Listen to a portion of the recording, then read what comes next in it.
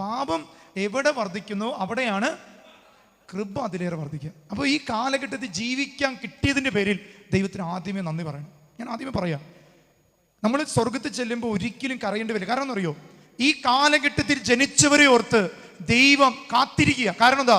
പാപം വർദ്ധിച്ചെടുത്ത് കൃപ അതിലേറെ. പിശാചിനെ ഏറ്റവും കൂടുതൽ തല്ല് കിട്ടണ സമയമാണ് ഈ സമയം. ഇവിടെ കരഞ്ഞും വേദനിച്ചിരുന്ന കൃപ നമുക്ക് നഷ്ടപ്പെടും. ഹല്ലേലൂയ. ഞാനിങ്ങനെ ഒരു വിഷയം ഇങ്ങനെ ഒരുങ്ങി വന്നു. എന്നാൽ ഞാനിങ്ങനെ ഇവിടുത്തെ ചാപ്പലിരിക്കും. ഈശോ എനിക്ക് വേറൊരു ബോധ്യം തന്നു. ഞാൻ ആ ബോധ്യത്തിൽ നമുക്ക് ആരംഭിക്കാം. നമുക്കറിയാം, ഉൽപ്പത്തിയുടെ പുസ്തകം ശരിക്കും തുടങ്ങുന്നത് ഒരു കൃപയെക്കുറിച്ചാണ്. ഇംഗ്ലീഷ് ബൈബിൾ ഇങ്ങനെയാണ് പറയുന്നത്, in the beginning God created the heavens and earth. സ്വർഗങ്ങൾ ദൈവം ഉണ്ടാക്കി, അല്ലേ? മലയാളം ബൈബിളിൽ നമ്മളത് ട്രാൻസ്ലേഷൻ വന്നപ്പോൾ ഇങ്ങനെ എഴുതിയിരിക്കുന്നത് സ്വർഗം എന്ന് എഴുതിയിട്ടുള്ളൂ. എന്നാൽ ഇംഗ്ലീഷ് ബൈബിൾ ഹീബ്രു ഭാഷയിൽ നിന്ന് നേരിട്ട് ട്രാൻസ്ലേഷൻ ചെയ്തത് ഇംഗ്ലീഷിനാണ്. അതിലിങ്ങനെയാണ് പറയുന്നത്, in the beginning God created the heavens and earth. അപ്പോൾ സ്വർഗങ്ങളുണ്ട്. അതുകൊണ്ടാണ് പൗലോസ് ശ്ലീഹ പറയുന്നുണ്ട്, മൂന്നാം സ്വർഗം വരെ ഉയർത്തപ്പെട്ട ഒരുവനെ ഞാൻ കണ്ടിട്ടുണ്ട്. അത് ആരെക്കുറിച്ചാണ് പറഞ്ഞത്? പൗലോസ് ശ്ലീഹയെ കുറിച്ച് പറഞ്ഞ ഒരു വചനമാണ്. കാരണം ഈ അപ്പസ്തോല പ്രവർത്തനത്തിൽ നമുക്കറിയാം, നമ്മളൊരു വചനം പുതിയ നിയമത്തിൽ പഠിക്കുന്നുണ്ട്. എന്താണ്? നീ അളക്കുന്ന അതേ അളവുകളുണ്ട്. അങ്ങനെയാണ് എൻ്റെ പ്രത്യേകത. അളവുപോലല്ല, നീ അളക്കുന്ന അതേ അളവുകളുണ്ട് നിനക്കും. ഈ പൗലോസ് ശ്ലീഹ അളന്ന് കിട്ടിയിട്ടുണ്ട്. ഇതുപോലെ പൗലോസ് ശ്ലീഹ ഒരു വ്യക്തി അളന്നിരുന്നു. ആരെയാ? ആദ്യത്തെ രക്തസാക്ഷിയെ അളന്നത് പൗലോസ് ശ്ലീഹ. ആരാണ് ആദ്യത്തെ രക്തസാക്ഷി? സ്തെഫാനോസിനെ കല്ലെറിയാൻ അളന്നത് ആരാ? പൗലോസ് ശ്ലീഹ. നിങ്ങൾക്കറിയോ, ഈ പൗലോസ് ശ്ലീഹയ്ക്ക് സെയിം എഫക്റ്റ് കിട്ടുന്നുണ്ട്. പൗലോസ് ശ്ലീഹ ഈ യഹൂദരുടെ മാനസാന്തരത്തിന് വേണ്ടി സുവിശേഷം പ്രസംഗിച്ചുകൊണ്ട് നടക്കുമ്പോൾ ഇവനെ ഈ യഹൂദര് പിടിച്ച് കല്ലെറിഞ്ഞ് കൊല്ലുന്നുണ്ട്. കേട്ടിട്ടുണ്ടോ വചനം? അത് കഴിഞ്ഞിട്ടാണ് ഈ പൗലോസ് ശ്ലീഹ ഇതൊക്കെ പറയുന്നത്. പൗലോസ് ശ്ലീഹ കല്ലെറിഞ്ഞ് കൊല്ലാണ്. ചത്തു എന്ന് മനസ്സിലാക്കിയിട്ട് ഈ പൗലോസ് ശ്ലീഹയെ വലിച്ചു കൊണ്ടുവന്ന് അപ്പുറത്ത് കൊണ്ടുവിട്ടു. അങ്ങനെ ശിഷ്യന്മാര് അയ്യോ ഞങ്ങളുടെ പ്രിയ ഗുരു മരിച്ചു പോയല്ലോ വിചാരിച്ച് വന്ന് കരയുന്ന സമയത്ത് പൗലോസ് ശ്ലീഹ പറഞ്ഞു, ഞാൻ മരിച്ചിട്ടൊന്നുമില്ല. പൗലോസ് ശ്ലീഹ എഴുന്നേക്കാണ്. എന്നിട്ട് എന്ത് ചെയ്തു? അതേ നാട്ടിലേക്ക് തിരിച്ചു പോവാം. പിശാച് ഒരു വ്യക്തിയെ തകർക്കാൻ നോക്കിയിട്ടുണ്ടെങ്കിൽ ആ വ്യക്തി ദൈവകൃപയിലും ദൈവത്തിന്റെ നിയോഗത്തിലും വിളിയിലും തകർക്കപ്പെട്ടിട്ടില്ലെങ്കിൽ ആ മനുഷ്യൻ തിരിച്ചു വന്നാൽ പിന്നെ ആ നാട് മുഴുവൻ മാനസാന്തരപ്പെടും. നിങ്ങൾക്ക് മഞ്ഞക്കാലച്ചനെ നന്നായിട്ട് അറിയുന്നു, അല്ലേ? മഞ്ഞക്കാലഘട്ടച്ചനെ കുറേ പേര് തകർക്കാൻ നോക്കി. അച്ഛൻ അവിടെ നിന്ന് എഴുന്നേറ്റ് വന്നപ്പോൾ എന്നുണ്ടായി? സഭയിൽ മറ്റൊരു വലിയ സുവിശേഷത്തിന്റെ ഒരു വേദി തുറക്കപ്പെട്ടു. ഇങ്ങനെയാണ് ഈ പൗലോസ് ശ്ലീഹ തിരിച്ച് ആ ദേശത്ത് എന്നിട്ട് മുഴുവൻ മനുഷ്യരെയും മാനസാന്തരപ്പെടും. അതാണ് പിശാചിനിടയ്ക്ക് തെറ്റുപറ്റും. ചില അൽമാരേക്കും കുടിപ്പിച്ച് നശിപ്പിച്ച് ആ മനുഷ്യന് മാനസാന്തരം ഉണ്ടായി കഴിഞ്ഞാൽ എന്തുണ്ടാവും? നേരെ ആർക്കാണ് ആ ചവിട്ട് കിട്ടുക? പിശാചിന്റെ തലയ്ക്കിട്ട. അതുകൊണ്ട് നമ്മൾ തിരിച്ചറിയേണ്ട ഏറ്റവും വലിയൊരു കാര്യം, പിശാച് നമ്മളെ പീഡിപ്പിച്ചാലും ദൈവം അപ്പുറത്തൊരു വാഗ്ദാനം വെച്ചിട്ട് പാപം വർദ്ധിക്കുന്നിടത്ത് കൃപ അതിലേറെ വർദ്ധിക്കും. അപ്പൊ ഞാനും നിങ്ങളും വീണുപോയതിലല്ല, വീണതിനപ്പുറം ഇരിക്കുന്ന ഒരു കൃപയിലേക്കുള്ളൊരു നോട്ടം നമുക്ക് വേണം. ഒന്ന് വലതുരുത്തി പറഞ്ഞേ ഹല്ലേലൂയാ. അഭിഷേകത്തോട് പറഞ്ഞേ ഹല്ലേലൂയാ. ഇതിന്റെ അർത്ഥം എന്താ? ഹല്ലേലൂയ എന്ന വാക്കിന്റെ അർത്ഥം എന്താ? അർത്ഥം ദൈവത്തിന് സ്തുതി. എനിക്കൊരു സ്തുതി തന്നെ കിട്ടിയില്ലെന്നേ. ഞാൻ എന്താ നിങ്ങളോട് ചോദിച്ചേ? ഈശോയ്ക്ക് ഞാൻ എന്താ നിങ്ങളോട് ചോദിച്ചേ? ഈശോയ്ക്ക് സ്തുതി കൊടുക്കാനാണോ എനിക്ക് സ്തുതി തരാനാണോ പറഞ്ഞത്? ഞാൻ എനിക്ക് സ്തുതി വെച്ചു, നിങ്ങൾ ആർക്ക് സ്തുതി കൊടുക്കണേ? അതെങ്ങനെ ശരിയാവണേ? അതാണ് എൻ്റെ അർത്ഥം. We all are the another Christ. മറ്റൊരു ക്രിസ്തു ആകാൻ വിളിക്കുക. നിങ്ങൾ അടുത്തിരിക്കുന്നവർക്ക് സ്തുതി കൊടുത്തേ, മുഖത്ത് നോക്കി. എന്താ അർത്ഥം? ചേച്ചൊരു യേശുവാ. ഇവിടെയാണ് പിശാച് തകരണേ. അതുകൊണ്ട് നമ്മൾ പലർക്കും സ്തുതി കൊടുത്തിട്ട് ഒന്നും ഏക്കണില്ല. കാരണം എന്താ? നമ്മൾ മുഖത്ത് നോക്കി സ്തുതി കൊടുക്കില്ല, ചിരിച്ചു കൊടുക്കില്ല. കാരണം നമ്മെ വേദനിപ്പിച്ചവന്റെ മുഖത്തും ക്രിസ്തുവുണ്ട്. ഹല്ലേലൂയാ പറഞ്ഞേ ഹല്ലേലൂയാ. ഈ ഒരു പാഠം പഠിച്ച തന്നെ നമ്മുടെ കണ്ണുകളുടെ നോട്ടങ്ങൾക്ക് പിശാചിന് നമ്മുടെ മുന്നിലേക്ക് വരാൻ പറ്റില്ല. ഇതാണ് നമ്മൾ ഈ കാലഘട്ടത്തിൽ അറിയേണ്ടത്. അതുകൊണ്ട് സ്നേഹമുള്ളവരെ, ഞാൻ നിങ്ങളുടെ മുന്നിൽ പങ്കുവെക്കാൻ ആഗ്രഹിക്കുന്നത് ഉൽപ്പത്തിയുടെ പുസ്തകത്തിലെ ഈ ആദ്യ മാതാപിതാക്കളെ കുറിച്ച് പറയുന്നത് അവർ ദൈവത്തിന്റെ കൂടെ നടന്നവരും ദൈവത്തെ മുഖാഭിമുഖം കണ്ടവരുമാണ്. അപ്പോൾ എന്താണ് അതിൻ്റെ അർത്ഥം? അവര് ദൈവരാജ്യത്തിലായിരുന്നു ജീവിച്ചിരുന്നത്. ആണോ? തീർച്ചയായിട്ടും. അവര് ദൈവത്തെ കാണാന്ന് പറഞ്ഞാൽ ദൈവം വസിക്കുന്ന ഇടങ്ങളിൽ ദൈവത്തോട് കൂടെ തോളത്ത് കൈയിട്ട് നമ്മൾ താമസിക്കുക. അത് കഴിഞ്ഞിട്ട് എപ്പോഴാണ് അവർക്ക് ഈ ദൈവരാജ്യ അനുഭവം നഷ്ടമായത്? അവര് സാത്താൻ ദൈവരാജ്യത്തിന്റെ ഇടയിൽ കയറി വന്നു. തീർച്ചയായിട്ടും. എന്താണ് ദൈവരാജ്യത്തെ കൂടുതൽ ആഴത്തിൽ പഠിപ്പിക്കാൻ പിശാച് അവിടെ ഈശോ അനുവദിച്ചിട്ട് അവൻ വന്നു. അവിടെ വന്നിട്ട് എന്ത് ചെയ്തു? അവരോട് പറഞ്ഞു, നിങ്ങൾക്ക് ആരെപ്പോലെ ആകണോ? ദൈവത്തെ പോലെ. ശരിക്കും ദൈവരാജ്യത്ത് ജീവിക്കുന്ന മക്കൾക്ക് ഇനി ദൈവത്തെ പോലെ ആവേണ്ട ആവശ്യമുണ്ടോ? ഇപ്പൊ ഞാൻ നിങ്ങൾ പറയാം, ഒരു സൂര്യന്റെ പ്രകാശം സോളാർ സെല്ലിൽ അടിക്കുമ്പോൾ അതിൽ നിന്ന് എന്തുണ്ടാകുന്നു? വൈദ്യുതി ഉണ്ടാകുന്നു. ഒരു സോളാർ സെല്ലിലേക്ക് സൂര്യന്റെ പ്രകാശം അടിക്കുമ്പോൾ അത് ചൂടുവെള്ളം ആക്കാം, പല രീതിയിൽ ആ എനർജിയെ നമുക്ക് ഡിവൈറ്റ് ചെയ്യാം. കിട്ടിയോ? അപ്പോൾ അന്ന് സോളാർ സെല്ലുകളായ ആദത്തെയും അവയെയും പ്രകാശിപ്പിച്ചിരുന്ന ആരായിരുന്നു? ദൈവമായിരുന്നു, അല്ലേ? ഇതിനിടയിൽ വന്നിട്ട് ഒരു ചെറിയ ഇൻവെർട്ടർ പറയാണ്, ഞാൻ നിനക്ക് ചാർജ് തരാം. നമ്മൾ വിശ്വസിക്കേണ്ട ആവശ്യമുണ്ടോ? ഇത്രയും നല്ല എനർജി കിട്ടുമ്പോൾ ഈ എനർജി സൂക്ഷിച്ചു വയ്ക്കുന്ന ഒരു ബാറ്ററി പറയുന്നതാണ് നമ്മൾ കേൾക്കേണ്ടത്. ഈ ഏറ്റവും വലിയ എനർജിയാണ് നമ്മൾ കേൾക്കേണ്ടത്. ആദത്തെ അവയ്ക്കും തെറ്റുപറ്റി. അവരെന്ത് ചെയ്തു? സാധാരണ നമ്മുടെ ബാറ്ററി സെല്ലില്ലേ, ബാറ്ററി, അതിന് വിശ്വസിച്ചു. പിശാച് അത്രയേ ഉള്ളൂ. അതിനുശേഷം പിന്നെ അവർക്ക് ദൈവത്തെ കാണാൻ പറ്റിയോ? ഇല്ല. അതിന് വചനം പറയുന്നുണ്ട്, പിന്നീട് അവർ ദൈവത്തെ കേൾക്കാൻ തുടങ്ങി, അല്ലേ? അവർ ഒളിച്ചിരുന്നു. ഒളിച്ചിരുന്നു പറഞ്ഞു, ഞാൻ ദൈവത്തിന്റെ സ്വരം കേൾക്കുന്നുണ്ട്, എന്നാൽ എനിക്ക് ദൈവത്തെ കാണാൻ പറ്റുന്നില്ല എന്നല്ല, അതിനെ കാണാതിരിക്കാൻ ചെയ്തു മരത്തിന്റെ ഇടയിൽ പോയി ഒളിച്ചിരുന്നു. ദൈവോട് വരുമ്പോഴും അവർ ഒളിച്ചിരിക്കുക. സ്നേഹമുള്ളവരെ, നിങ്ങൾ പലരും ഇതുപോലെ ഒളിച്ചിരിക്കുക. അച്ഛാ, നിങ്ങൾ ഒളിച്ചിരുന്ന് ഞങ്ങളോട് പറയുന്നതെന്ന് അറിയോ? അച്ഛൻ ഒന്ന് പ്രാർത്ഥിക്കും, അച്ഛാ ഞങ്ങൾ ഒളിച്ചിരിക്കുക, അച്ഛൻ മുന്നിലല്ലേ. അച്ഛനാകുന്ന ഈ സോളാർ സെല്ല് ഞങ്ങൾക്ക് എന്തെങ്കിലും ഒരു കൃപത. ഞങ്ങളിപ്പോൾ ബാറ്ററിയിലെ വിശ്വാസമുള്ളൂ, ഞങ്ങൾക്ക് സോളാർ സെല്ല് വേണ്ട. എൻ്റെ സ്നേഹമുള്ളവരെ, നമ്മളെല്ലാം ഒരേ വിളി കിട്ടിയവരാ. ഏത് രാജ്യത്തിൽ? ദൈവരാജ്യത്തിൽ ഒരേ വിളി കിട്ടിയിട്ടും നമ്മൾ ഇന്ന് ഉറങ്ങിയും തളർന്നിരിക്കുക. അത് ആരുടെ രാജ്യത്തിൽ കിടക്കുന്നുണ്ടാ? പിശാചിന് നരക രാജ്യത്തിലേക്ക് നമ്മളവൻ വലിച്ചുകൊണ്ടിരിക്കുക. കിട്ടിയോ? അങ്ങനെ ഈ ആദ്യ മാതാപിതാക്കൾ കാണാതെ അങ്ങനെ ഈ ദൈവം ചോദിച്ചു, നീ എന്ത് ഒളിച്ചിരിക്കണം ചോദിച്ചു. അപ്പൊ എന്താണ് ആദ്യം പറഞ്ഞേ? ഉൽപ്പത്തിയുടെ പുസ്തകത്തിൽ ആദ്യം എന്താ പറഞ്ഞേ? ഞാൻ നിന്റെ സ്വരം കേട്ടു, ഞാൻ നഗ്നനായതുകൊണ്ടാണ് ഒളിച്ചിരുന്നത്. അപ്പൊ ദൈവം ചോദിക്കുന്നുണ്ട്, നീ നഗ്നനാണെന്ന് നിന്നോട് ആരാണ് പറഞ്ഞത്? വചനം കേട്ടോ നിങ്ങൾ? ബൈബിൾ ഉണ്ടോ? എടുത്തോ, ഉൽപ്പത്തിയുടെ പുസ്തകത്തിൽ എടുക്കുക. അതിൽ പറയുന്നുണ്ട്, നീ നഗ്നനാണെന്ന് നിന്നോട് ആരാ പറഞ്ഞേ? വളരെ വലിയ ചോദ്യമാണ്. നീ കടബാധിത മാറില്ലെന്ന് നിന്നോട് ആരാ പറഞ്ഞേ? നീ പോയി ആത്മഹത്യ ചെയ്യാൻ നിന്നോട് ആരാ പറഞ്ഞേ? നിന്റെ മക്കൾ നന്നാവില്ലെന്ന് നിന്നോട് ആരാ പറഞ്ഞേ? ദൈവമാണോ? അവന്റെ പേരാണ്. ബാറ്ററി ചാർജ് ചെയ്യാൻ വെച്ചിട്ടുണ്ടെങ്കിൽ ബാറ്ററി പറയുന്നതേ കേൾക്കുള്ളൂ. മോളിൽ കത്തി നിൽക്കുന്ന ഈ പ്രകാശത്തെ സ്വീകരിക്കാൻ കഴിഞ്ഞില്ലെങ്കിൽ എന്നെ കാണാൻ നിങ്ങൾക്കൊരു ഭംഗിയുണ്ടാവില്ല, അല്ലേ? നിങ്ങൾ ചിന്തിച്ച് നോക്കിയേ, ഞാനിവിടെ നിൽക്കുമ്പോൾ ഓൺലൈനിൽ മക്കൾ കാണുന്നുണ്ട്, സമയത്ത് ഒരു ചെറിയ ടോർച്ച് അടിച്ച് വെച്ചാൽ എങ്ങനെയുണ്ടോ? ഇത്രയും വലിയ വെളിച്ചം ദൈവം തരുമ്പോൾ അതാണ് നമ്മൾ സ്വീകരിക്കുന്നത്. വളരെ പറഞ്ഞേ ഹല്ലേലൂയാ. ഉൽപ്പത്തിയുടെ പുസ്തകത്തിൽ പറയാ, നീ നഗ്നനാണെന്ന്. ഇത് വലിയൊരു ചോദ്യമാണ്. ബൈബിളില് ദൈവജനത്തോട് സാത്താനെതിരെ ദൈവം ചോദിക്കുന്ന ഒരു ചോദ്യമാണ്. നീ നഗ്നനാണെന്ന്, നിന്നെ ഒന്നിനും കൊള്ളില്ലെന്ന്, നീ പാപം ചെയ്ത് പാപത്തിന്റെ അടിമയാണെന്ന് നിന്നോട് ആരാ പറഞ്ഞേ? അവന്റെ പേരാണ് സാത്താൻ. സാത്താൻ എന്ന വാക്കിനർത്ഥം അല്ല, തെറ്റാണ്, നുണയനല്ല. സാത്താൻ എന്ന വാക്കിന്റെ അർത്ഥം എതിർക്കുന്നവൻ. എത്ര നല്ല കാര്യങ്ങളുണ്ടെങ്കിലും അതിനെ എതിർക്കുന്നവന്റെ പേരാണ് സാത്താൻ എന്ന വാക്കിനർത്ഥം എതിർക്കുന്നത്. സാത്താനെ കണ്ടിട്ടുണ്ടോ? അപ്പൊ നിങ്ങൾ ആരും കണ്ണാടിയെ നോക്കിയിട്ടില്ലേ? നമ്മളിൽ ഏറ്റവും കൂടുതൽ മനുഷ്യരോട് എതിർക്കുന്നത്, അല്ലേ? ഭാര്യ ഭർത്താവിനോട് എതിർക്കുന്നു, മക്കൾ അപ്പനോട് അമ്മയോട് എതിർക്കുന്നു. അപ്പൊ നമ്മൾ ആരുണ്ട്? സാത്താനുണ്ട്. നമ്മൾ എതിർപ്പിനെ എളിമ കൊണ്ട് കീഴടക്കിയാൽ അവിടെ പിന്നെ ആരില്ല? സാത്താനില്ല. ഹല്ലേലൂയാ. അതുകൊണ്ട് സ്നേഹമുള്ളവരെ, നിങ്ങൾ ചിന്തിച്ചു നോക്കി, ഒരു കൊതുക് ഇരുന്ന് കുത്താണ്. ഈ സുജോച്ചന്റെ മേത്ത് ഒരു കൊതുക് ഇരുന്ന് ഇങ്ങനെ കുത്തി ചോര കുടിച്ചോണ്ട് കുടിക്കടാ എന്ന് പറഞ്ഞിരുന്നിട്ട് കൈ ഓങ്ങിയ സമയത്ത് പറന്നുപോയി. ആർക്ക നഷ്ടം? കൊതുകിനാണോ?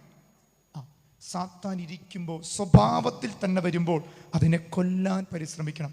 കുടിച്ചുപോയ ചോരയെ ഓർത്തോ ചൊറിഞ്ഞു തീരുന്ന അങ്ങനെ മാന്തി ഇരുന്നിട്ട് ഒരു കാര്യമില്ല. ഇരിക്കുമ്പോൾ തന്നെ കൊല്ലണം. എൻ്റെ സ്വഭാവത്തിലേക്ക് അവൻ ഇൻബിൽഡായിട്ട് വരുമ്പോൾ തന്നെ അവൻ്റെ തല തകർക്കണം. അവിടെയാ ആത്മാവിന്റെ പ്രേരണയ്ക്കനുസരിച്ച് ഒരു ദൈവജനം പ്രവർത്തിക്കാൻ തുടങ്ങും. എന്ന് വലയിരുത്തി പറഞ്ഞേ ഹല്ലേലൂയാ. അടുത്തിരിക്കുന്നവർക്ക് ഷെയ്ക്കിൻ്റെ അടുത്ത് പറഞ്ഞേ, സാത്താൻ ഇതുപോലെ കൊല്ലണം.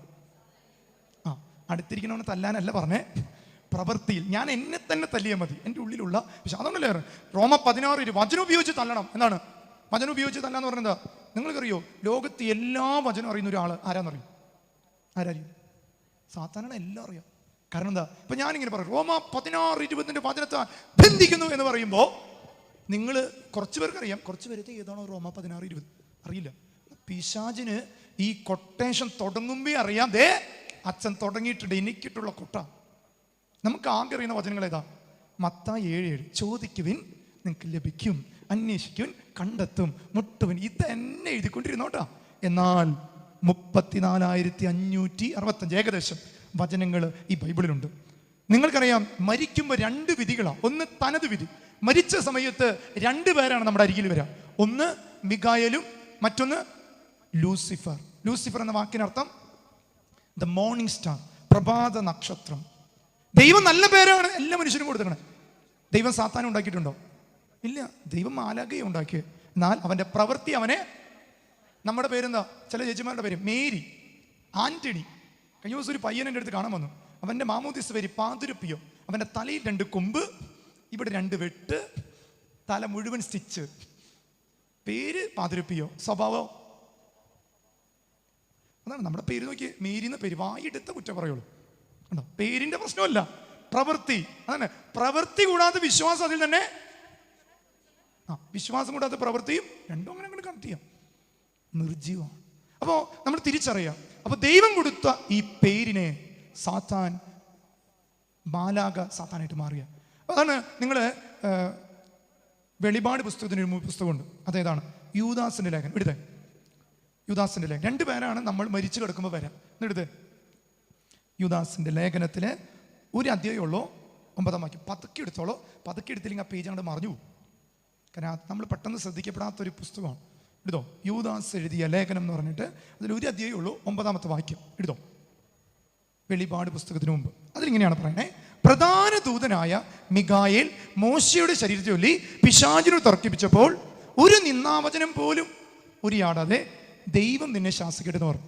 നമുക്കറിയാം, ഈ മിഖായേൽ മാലാഖയുടെ ചിത്രമൊക്കെ കണ്ടിട്ട് നമ്മൾ എന്താ കണ്ടിരിക്കുന്നത്? വാളക്കും പിടിച്ച് അങ്ങനെ പിശാചിന്. എന്നാൽ ഈ വചനം പറയാണ്, പ്രധാന ദൂതനായ മിഖായേൽ മോശയുടെ ശരീരത്തിൽ പിശാചിനെ തർക്കിച്ചപ്പോൾ ഒരു തല്ലുകൂടാനും പോയില്ല അവനെ. കാരണം എന്താ സ്നേഹമുള്ളവരെ? ഇതാണ് നമ്മുടെയൊക്കെ മരണം. നമ്മളൊന്ന് ചിന്തിക്കാം. നമ്മളൊക്കെ മരിച്ചു കിടന്ന് എങ്ങനെ ഇരിക്കും? നമ്മുടെ കേരളത്തിൽ മരിച്ചു കിടക്കണ ഒരു മഞ്ചയിൽ ഇവിടെ ഒരു തുണി കെട്ടി ഒക്കെ 2 വഞ്ഞി വെച്ച് കയ്യിലൊരു കുരിശ്, ഇതുവരെ പിടിക്കാത്ത കുരിശ് കയ്യിൽ വെച്ച് വന്ന് ഒരു ജപമാല കയ്യിലെടുക്കാത്ത ചേട്ടനും ചേച്ചിക്കും ചുരുട്ടിയിട്ടെങ്കിലും ജപമാല കയറ്റി വയ്ക്കും. ഇതുവരെ ഗ്ലൗസ് ഇടാത്ത നമ്മളെ ഗ്ലൗസ് ഇടിപ്പിക്കും. ഇതുവരെ ഷൂ ഇടാത്ത ചേട്ടന് ഷൂ ഇടിക്കും. അല്ലേ? കേട്ടില്ലേ? നിങ്ങൾ കണ്ടിട്ടില്ലേ? എന്നിട്ട് നമ്മൾ പോയിട്ട് മരിക്കണ്ടായിരുന്നു എന്നാരെങ്കിലും ചിന്തിക്കാറുണ്ടോ? ഞാനിങ്ങനെ കർത്താവിനോട് പറയാം, കർത്താവേ മരിച്ചവരെ ഉറപ്പിക്കുക ഒരു കൃപ കഴിയും, ഒരാഗ്രഹം ചോദിക്കാറുണ്ട്. എന്തിനാണെന്നറിയോ? അപ്പം എനിക്ക് അങ്ങനെ ഒരു കൃപ ദൈവം തന്നു വിചാരിക്കും. കിട്ടില്ല എന്ന് എനിക്കറിയില്ല, ദൈവത്തിൻ്റെ കിട്ടിയും വിചാരിക്കും. ഞാൻ നിങ്ങളുടെ വീട്ടിൽ വന്ന് നിങ്ങൾ എന്നെ വീട്ടിൽ കയറ്റൂ. നിങ്ങളുടെ പ്രായ അമ്മ മരിച്ചുപോയി, ഭയങ്കര വയസ്സായിട്ട് മരിച്ചു. ഞാൻ നിങ്ങളുടെ വീട്ടിൽ കയറ്റി നിങ്ങൾ എന്നെ വീട്ടിൽ കയറ്റൂ. നിങ്ങൾ പറയും അച്ഛനൊന്നും വരണ്ട, ആളെ എങ്ങനെയെങ്കിലും പോകാൻ നോക്കിക്കൊണ്ടിരിക്കുക. അപ്പോൾ അച്ഛൻ വന്നിട്ട് ഞാളെ എഴുന്നേൽപ്പിക്കണം.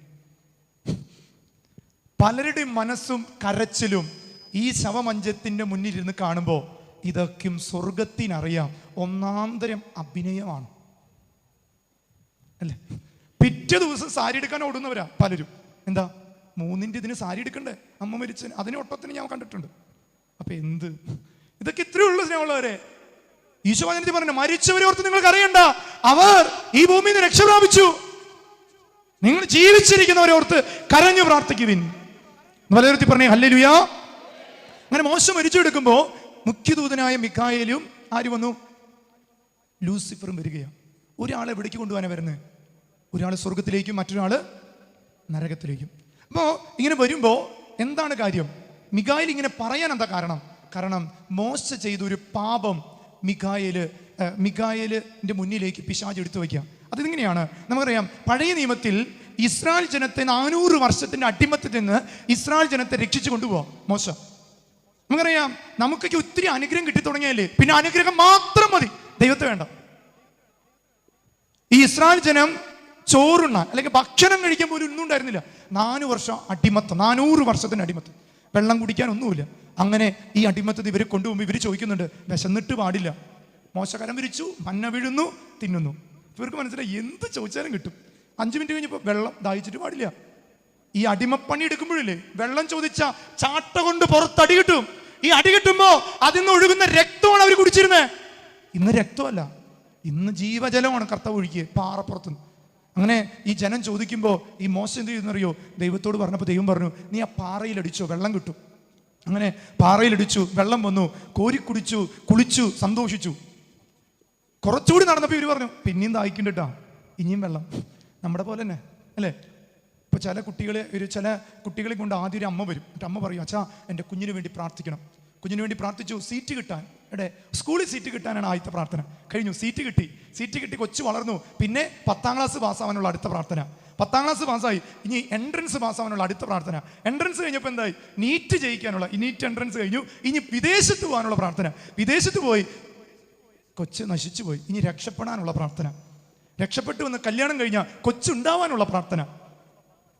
ഇതിനൊന്നിനും പ്രാർത്ഥിക്കണ്ട, നിങ്ങൾ ഒറ്റ പ്രാർത്ഥന എൻ്റെ ദൈവമേ, ഇതാ കർത്താവിൻ്റെ ദാസി അമ്മ പറഞ്ഞ പോലെ ഈ കുഞ്ഞിനെ ദൈവം തന്നതാണെങ്കിൽ ഈ കുഞ്ഞിന്റെ ദൈവഹിതങ്ങളെല്ലാം സംഭവിക്കട്ടെ എന്ന് ഒറ്റ പ്രാർത്ഥന മതി. പിന്നെ ഒരു പ്രാർത്ഥന വേണ്ട, ദൈവം നോക്കിക്കൊള്ളും. കാരണം ദൈവം തന്ന ദാനങ്ങളെ ദൈവത്തിന് വേണ്ടി സമർപ്പിക്കണം, അവിടെ ദൈവം നോക്കും. ഇത് നമ്മൾ നോക്കി നമ്മളില്ലാണ്ടാവാം. കഴിഞ്ഞ ദിവസങ്ങൾ അപ്പൊ ഇതൊന്ന് പൂർത്തീകരിക്കാം. അപ്പോൾ ഈ 400 വർഷത്തിന് അടിമത്തിന് പോകുന്നു. 1ാമത്തെ പ്രാവശ്യം വെള്ളം കിട്ടി. 2ാം വട്ടം ഇവർ ചോദിച്ചപ്പോൾ പാവം വിക്കനായ മോശ കരം വിരിച്ചു, ദൈവമേ പിന്നെയും ഇവർക്ക് ദാഹം. അപ്പോൾ ദൈവം പറഞ്ഞു, മോശേ ആ കാണുന്ന പാറക്കല്ലിൽ നീ ആജ്ഞാപിച്ചാൽ മതി. 2ാമത്തെ പാറക്കല്ലിനെ കുറിച്ച് പറയുന്നത് അത് യേശു ക്രിസ്തുവാ. നീ അപേക്ഷിച്ചാൽ നിന്റെ അപേക്ഷ ഉപേക്ഷിക്കാത്തൊരു ദൈവമുണ്ട്. അത് ദൈവഹിതമാണെങ്കിൽ. നമ്മൾ അപേക്ഷകൾ ഒത്തിരി ഉണ്ട്, ദൈവഹിതമാണെങ്കിൽ നടത്തി കിട്ടുള്ളൂ. അപ്പൊ ഞാൻ പറയാം, ഞാൻ 2ാം ക്ലാസ്സിൽ പഠിക്കുമ്പോൾ എൻ്റെ അപ്പനോട് പറയാം, അപ്പാ എനിക്കിപ്പോൾ ബുള്ളറ്റ് വേണം. എൻ്റെ അപ്പൻ മേടിച്ചു തരുമോ? മേടിച്ചു തരുമോ? ഇല്ല, കാരണം അതിനുള്ള സമയമായിട്ടില്ല. നിങ്ങളുടെ പല നിയോഗങ്ങൾക്കും സമയമായിട്ടില്ല. കാത്തിരിപ്പുകൾക്ക് നമുക്ക് സമയമില്ല. ഇപ്പം കിട്ടിയില്ലേ, പിന്നെ നിന്നെ പള്ളി വരണേ, ഇങ്ങനെ പ്രാർത്ഥിക്കും. ഒരിക്കലും ഒരു യുവാവനോട് ചോദിച്ചു, അച്ഛാ എൻ്റെ അമ്മ പ്രാർത്ഥിച്ചിട്ടൊന്നും കിട്ടണില്ല, പിന്നെ നിന്നെ ഞാൻ പ്രാർത്ഥിക്കണേ. അമ്മ പ്രാർത്ഥിച്ചിട്ടൊന്നും കിട്ടണില്ല, പിന്നെ ഞാൻ പ്രാർത്ഥിക്കണേ. അപ്പൊ ഞാൻ പറഞ്ഞു, അമ്മ പ്രാർത്ഥിച്ചിട്ട്, അമ്മ പണ്ടൊക്കെ പ്രാർത്ഥിച്ച് കിട്ടിയിരുന്നു, അമ്മ പ്രാർത്ഥിച്ചാൽ മതി, എനിക്ക് പ്രാർത്ഥിക്കാൻ സമയമില്ല. അപ്പൊ ഞാൻ ചെന്നറിയോ, ഇവന്റെ വായിൽ ഒരു സ്റ്റിക്കർ ഒട്ടിച്ചു, മൂക്കിലൊരു ക്ലിപ്പ് ഇട്ടു. എന്നിട്ട് ഞാൻ അമ്മയോട് പറഞ്ഞു വെള്ളം കുടിക്കാൻ പറഞ്ഞു. അപ്പം അമ്മ ഇങ്ങനെ വെള്ളം കുടിച്ചിട്ട് ഞാൻ പറഞ്ഞു, മോനെ നിനക്ക് കിട്ടുണ്ടോ? അമ്മ വെള്ളം കുടിച്ച് എനിക്കിങ്ങനെ കിട്ടണ വെച്ചാ, നീയല്ലേ പറഞ്ഞേ അമ്മ പ്രാർത്ഥിച്ച് നിനക്ക് കിട്ടുന്നു. അപ്പം അമ്മ വെള്ളം കുടിച്ചാലും കിട്ടില്ലേ? എൻ്റെ അമ്മയോട് ശ്വസിക്കാൻ പറഞ്ഞു. നീ ശ്വസിക്കരുത്, അമ്മ ശ്വസിക്കുമ്പോൾ നിനക്ക് കിട്ടുന്നില്ല. പിന്നെ ഇങ്ങനെ മോനെ അമ്മ പ്രാർത്ഥിച്ച് നിനക്ക് കിട്ടുക? നീ അന്ത്യവിധി സമയത്ത് അമ്മ പ്രാർത്ഥിച്ചുകൊണ്ട് സ്വർഗത്തിൽ പോവില്ല. കിട്ടിയോ? നമ്മൾ ഓരോരുത്തരും പ്രാർത്ഥിക്കണം. അങ്ങനെ ഇസ്രായേൽ ജനത്തിന്റെ നിലവിളി കേട്ട് ദൈവം മോശയോട് പറഞ്ഞു. ഈ മോശം എന്ത് ചെയ്യുന്ന പാവം, പെട്ടെന്ന് വെള്ളം വരാൻ വേണ്ടി പാറയോട് കൽപ്പിക്കാൻ പറഞ്ഞ മോശ അവിടെ ഇരുന്ന വടിയെടുത്ത് പാറയിൽ എന്ത് ചെയ്തു? അടിച്ചു. വെള്ളം വരാതിരുന്നോ? വെള്ളം വരാതിരുന്നോ? കണ്ടോ? ദൈവം അവനെ നാണം കെടുത്തിയില്ല. നിങ്ങളൊക്കെ ചെയ്യുന്ന പല പ്രാർത്ഥനകളും ദൈവം നിങ്ങളെ നാണം കെടുത്താതെ വിടുക. ദൈവം അവനെ നാണം കെടുത്തിയില്ല. വെള്ളം വന്നു, അവന് ഭയങ്കര ക്രെഡിറ്റ് ആയി. കണ്ടോ, ഞാൻ എന്ത് പറഞ്ഞാലും അഹങ്കാരത്തിന്റെ പടുകുഴികൾ കടന്നു വന്നു. എല്ലാവരും സന്തോഷിക്കുന്ന സമയത്ത് മോശയെ ഒറ്റയ്ക്ക് വിളിച്ചു, മോശം ഇങ്ങോട്ട് വന്നേ, നിന്നോട് ഞാൻ എന്താ പറഞ്ഞേ? പാറയോട് നീ എന്താ ചെയ്തേ? അതുകൊണ്ട് നീ എന്ത് കാണില്ല? ഞാൻ പറഞ്ഞു, ആദ്യ മാതാപിതാക്കള് എപ്പോഴാണ് ആ ദേശം കാണാതെയായത്? മോശയ്ക്ക് എപ്പോഴാണ് ആ ദേശം കാണാതെയായത്? ദൈവഹിതത്തിന്, ദൈവരാജ്യത്തിനെതിരെ അവർ പ്രവർത്തിക്കാൻ തുടങ്ങിയപ്പോൾ. ഞാനും നിങ്ങളും പരിശുദ്ധ കുർബാന കാണുമ്പോഴും സ്വർഗത്തെ ഇവിടെ കാണാതെ പോകുന്നതിന് ഒരു കാരണമുള്ളൂ. കാരണം ഞാൻ ദൈവഹിത നിയോഗത്തോടെ ഈ ബലിപീഠത്തിൽ എത്തിയിട്ടില്ല എന്നതിന്റെ അർത്ഥം. ഇതാണ് രണ്ടാമത്തെ വ്യക്തി, മോശയ്ക്ക് ഈ ദൈവം. അതുകൊണ്ടാണ് എന്തുണ്ടായേ? ഈ നിങ്ങൾ വായിച്ച യൂദാസിന്റെ ലേഖനത്തിൽ പറയാണ്, പ്രധാന ദൂതനായ മിഖായിൽ പറഞ്ഞു, മോശയുടെ ശരീരത്തെ ചൊല്ലി ഞാൻ നീയുമായിട്ട് എന്നാ ദൈവം നിന്നെ ശ്വാസിക്കും. അപ്പൊ ഞാൻ ചോദിക്കട്ടെ, മോശ അപ്പൊ സ്വർഗത്തിലാണോ? ഇപ്പോ മോശ സ്വർഗത്തിലാണെന്നുള്ളൊരു കൈവക്കം. ഓക്കെ, നീ കുറച്ച് പേര് കൈവക്കിട്ടില്ല. അപ്പൊ രണ്ടാമത്തെ ചോദ്യം ചോദിക്കാമല്ലോ, മോശ നരകത്തിലാണെന്നുള്ളൊരു കൈവക്കം. അതിനാരും പൊക്കുന്നില്ല. അറിയില്ല എന്നുള്ളവർ കൈപൊക്കാം. ഏതെങ്കിലും ഒരു ഓപ്ഷൻ കൈപൊക്കണം കേട്ടോ. വെറുതെ വന്നിരുന്ന് അടുത്തിരിക്കുന്നവർക്കൊന്ന് കൈ കൊടുത്ത് ഉറങ്ങാണോ ഉണർന്നിരിക്കുകയാണോ എന്ന് ചോദിക്ക്, വെറുതെ ചോദിക്ക് കൈ കൊടുത്ത്. ഉണരുക, ഉണർന്ന് പ്രശോഭിക്കുക എന്ന് പറയും. ഓക്കെ, അപ്പോൾ സ്നേഹമുള്ളവരെ, ശരിക്കും മോശ ഇപ്പം എവിടെയാ? അതിനെന്താ തെളിവ് മോശ സ്വർഗത്തിലാണെന്നുള്ളത്? ഇങ്ങനൊരു വചനം പറയുമ്പോൾ ഒരു തെളിവ് വേണ്ടേ? അവിടെയാണ് തെളിവ് കിടക്കുന്നത്. സ്വർഗത്തെ, ദൈവരാജ്യത്തെ കാണുന്ന ഒരു സ്ഥലമാണ് രൂപാന്തരീകരണം. അറിയോ? അവിടെ ആരൊക്കെ ഉണ്ടായിരുന്നേ? മോശ, ഏലിയോ? അല്ല, അവിടെ ആരൊക്കെ ഉണ്ടായിരുന്നേ? മറ്റൊരു ദൈവരാജ്യത്തിൽ വന്നിട്ടുള്ളവരാ. ആരൊക്കെ ഉണ്ടായിരുന്നേ? യേശു ഉണ്ടായിരുന്നു. യേശുവിന് ഇഷ്ടപ്പെട്ട 3 ശിഷ്യന്മാരും. ആരൊക്കെയാ? യാക്കോബ്, യോഹന്നാൻ,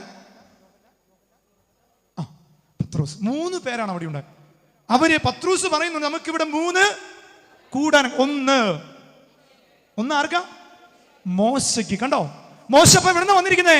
സ്വർഗത്തിൽ. അതാണ് പ്രധാന ദൂതനായി മിഖായേൽ പറഞ്ഞേ, നിനക്ക് അവന്റെ മേൽ ഒരു അധികാരമില്ല. അവൻ കുമ്പസാരിച്ചിട്ടുണ്ട്, അവൻ അനുദപിച്ചിട്ടുണ്ട്, അവൻ ദൈവരാജ്യത്തിന്റെ മകനാ. അതുകൊണ്ടാണ് ആദത്തോട് ദൈവം ചോദിച്ചേ, നീ നഗ്നനാണെന്ന്, നീ ഒന്നിനും കൊള്ളാത്തവനാണെന്ന് ഞാൻ പറഞ്ഞിട്ടില്ലല്ലോ, നിന്റെ ബന്ധനം മാറില്ലെന്ന് ഞാൻ പറഞ്ഞിട്ടില്ലല്ലോ. പറഞ്ഞിട്ടുണ്ടോ?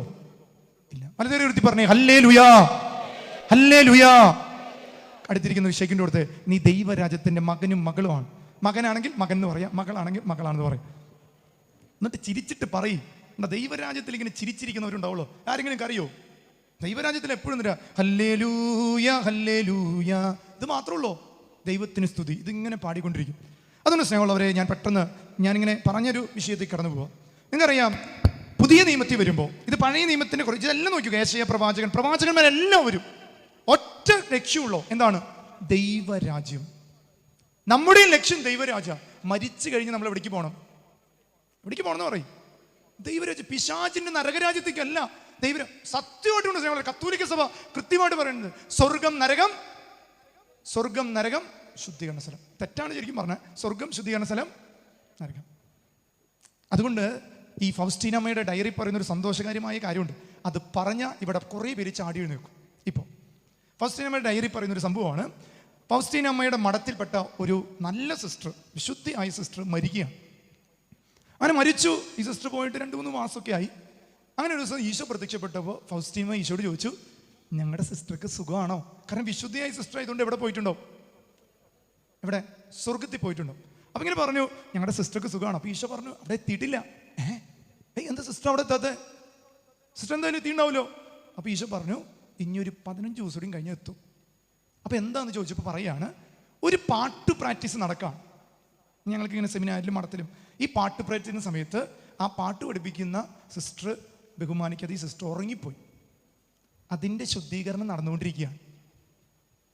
ദൈവവചനം പ്രസംഗിക്കുന്ന സമയത്ത് ഉറങ്ങിപ്പോയതല്ല കേട്ടോ, കുർബാനയുടെ സമയത്ത് ഉറങ്ങിപ്പോയതല്ല, കൊന്ത ചെല്ലുന്ന സമയത്തല്ല. എപ്പോഴാ? വെറുതെ പാട്ട് പഠിക്കുന്ന സമയത്ത്. അതിനങ്ങനെ ശുദ്ധീകരണം ഉണ്ടെങ്കിൽ നമ്മുടെയൊക്കെ അവസ്ഥ എന്തായിരിക്കും? കണ്ടോ, അതാണ് പലരും പെട്ടെന്ന് എഴുന്നേറ്റു. ദൈവമേ, വന്നു പോയത് കൊണ്ടോ ഇരുന്ന് പോയത് കൊണ്ടോ കാര്യമില്ല. കൊണ്ടുപോകണം. ആരെ? ദൈവത്തെ എൻ്റെ കൂടെ കൊണ്ടുപോകണം. അതിനെനിക്ക് പറ്റില്ല, ഞാൻ വിളിക്കാം, ദൈവം വരും. ഹല്ലേലൂയാ. അപ്പോൾ ഈ ഉൽപ്പത്തിയുടെ പുസ്തകത്തിൽ പുതിയ നിയമത്തിൽ കിടക്കാം. നമുക്കറിയാം, സ്നാപകയോഹന്നാൻ അല്ലേ, സ്വർഗരാജ്യത്തിന്റെ സുവിശേഷം പങ്കുവെച്ച് കാരാഗൃഹത്തിൽ അടയ്ക്കപ്പെട്ട മനുഷ്യൻ എന്താ ചെയ്തേ? സ്വർഗരാജ്യത്തിന്റെ ദൈവരാജ്യം അതല്ലേ, മാനസാന്തരപ്പെടുവീൻ, സ്വർഗരാജ്യം. അത് പറഞ്ഞതുകൊണ്ട് ആ മനുഷ്യൻ കാരാഗൃഹത്തിൽ അടയ്ക്കപ്പെട്ടു. ഇന്ന് ആരെല്ലാം ദൈവരാജ്യത്തിന്റെ സുവിശേഷം പ്രസംഗിക്കപ്പെടുന്നു അവരെ തകർക്കാൻ നോക്കുന്ന ഒത്തിരി പേരുണ്ട്. കാരാഗൃഹത്തിൽ അടയ്ക്കപ്പെട്ടു. അപ്പൊ എന്തുണ്ടായെന്നറിയോ? ഈ മനുഷ്യനെ കാരാഗൃഹത്തിൽ അടച്ചപ്പോൾ ദൈവപുത്രൻ ഇറങ്ങി പ്രസംഗിക്കാൻ തുടങ്ങി. യോഹന്നാൻ കാരാഗൃഹത്തിൽ അടഞ്ഞ ആ ദിവസം തന്നെ ആര് പ്രസംഗിക്കാൻ തുടങ്ങി? യേശു പ്രസംഗിച്ചു. എന്ത് പ്രസംഗിച്ചു? മാനസാന്തരപ്പെടുവീൻ. The same content. കണ്ടോ, പ്രവാചകന്മാര് ഉൽപ്പത്തിയുടെ പുസ്തകത്തിൽ പിശാചിനെതിരെയുള്ള ഏറ്റവും വലിയ ആയുധമാണ് ദൈവരാജ്യം. മാനസാന്തരപ്പെടുവീൻ, ദൈവരാജ്യം സമീപിച്ചിരിക്കുന്നു. ഇതാണ് നമ്മുടെ ഏറ്റവും വലിയ സുവിശേഷം. ഈശോയുടെ ഫസ്റ്റ് ടോക്ക് കണ്ടന്റ് ഇതാ. ഈശോ പ്രസംഗിച്ചത് അതുകൊണ്ട് ഇനി ഉൽപ്പത്തിയുടെ പുസ്തകം അവസാനം എടുത്തോ, ഇതിലാണ് അവസാനിക്കുന്നത്. ആരെല്ലാം ദൈവരാജ്യത്തിനെതിരെ പ്രസംഗിക്കുന്നോ അവരാരും ദൈവത്തിന് വേണ്ടപ്പെട്ടവരല്ല. ഹല്ലേലൂയാ എന്ന് പലയിടത്തിൽ പറഞ്ഞേ ഹല്ലേലൂയാ. പോരാ, അഭിഷേകത്തോട് പറഞ്ഞേ ഹല്ലേലൂയാ, കൃപയോട് പറഞ്ഞേ ഹല്ലേലൂയാ. അതുകൊണ്ട് സ്നേഹമുള്ളവരെ, ഒന്നാമത്തെ കാര്യം, ഈശോയുടെ പരസ്യ ജീവിതത്തിൻ്റെയും ശുശ്രൂഷ ജീവിതത്തിൻ്റെയും അവസാനം വരെ യേശു ആത്മാവിൽ നിന്ന് നമ്മളോട് പറഞ്ഞത് ദൈവരാജ്യം. മരിച്ച സ്വർഗത്തിൽ പോകുന്നുള്ള ആഗ്രഹമുള്ളവരൊന്ന് കൈവയ്ക്കുക. എല്ലാവർക്കും ഉണ്ട്. അതിനെന്താ ചെയ്യാൻ പറ്റുക? അതെ, ഈ സത്യവചനത്തിൽ വെള്ളം ചേർക്കാതെ ജീവിക്കുക.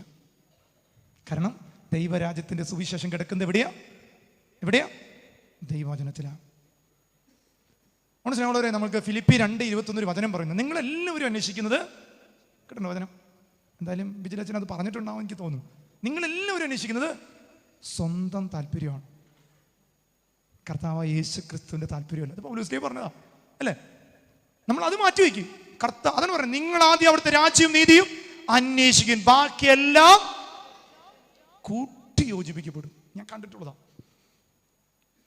എൻ്റെ പൗരോഹിത്യ ജീവിതത്തിൽ.